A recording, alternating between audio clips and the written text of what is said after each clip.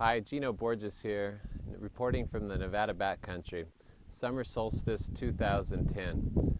I want to take a moment to share with you an important element in my particular life and also in evoking one's wild self, the role of fire. Fire has played a role for many cultures in many different formats, and I'm particularly interested in how the concept of fire in terms of the natural world can provide lessons for us in terms of the human world. I'm highly influenced by the likes of Henry David Thoreau and Ralph Waldo Emerson, who believe that there was no difference between the natural world and our own human nature, that we often live in parallel universes, and the wisdom of the natural world can inform how we live as natural beings. So the concept of fire, when I think of the concept of fire, I think of energy. I think of compulsion. We need heat in order to have compulsion.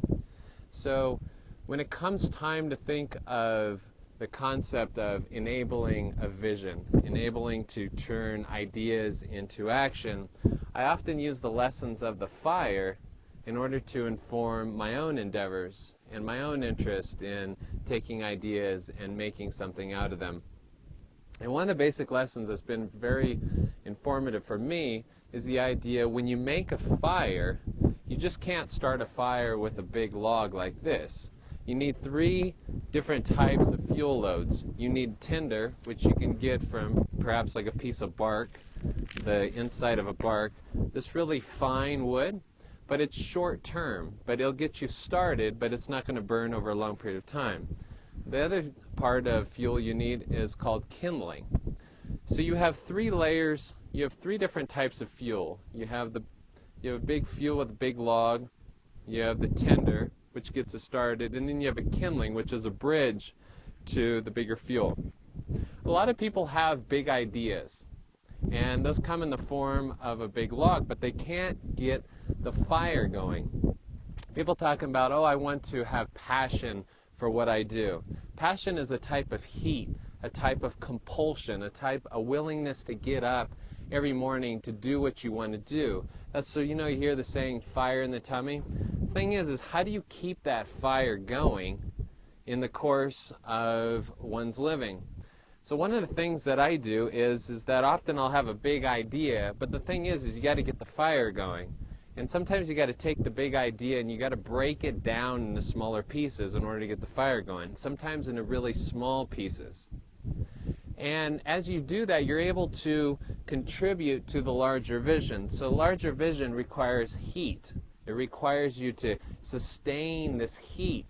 For instance, right now, once you get the fire going, it takes very little to tend the fire, very little energy to maintain it, but you got to get it going. And that's one of the things that I like about the concept of fire, is just how it reminds me of when I get stuck, creatively stuck. It's like, I have this idea, I have a particular vision, but how do I get going with this started or get enacting my vision? And often the lesson of the fire is very helpful for me, and to remind me to get it going, I need some small tinder, I need some kindling, and then I can use the big idea or the big fuel. And so these lessons are very instrumental. So next time, whenever you're trying to think about, well, how can I get going? Think about breaking it down. You need to get your fire going. You need to get heat going. You need to get that compulsion going. Break it down into smaller pieces. All of my projects, whether they're book projects, movie projects, or long-term trips, have all been set up and all started by breaking them down. Every time I have faltered, it's always because I'm trying to start this big log on fire and it just doesn't work.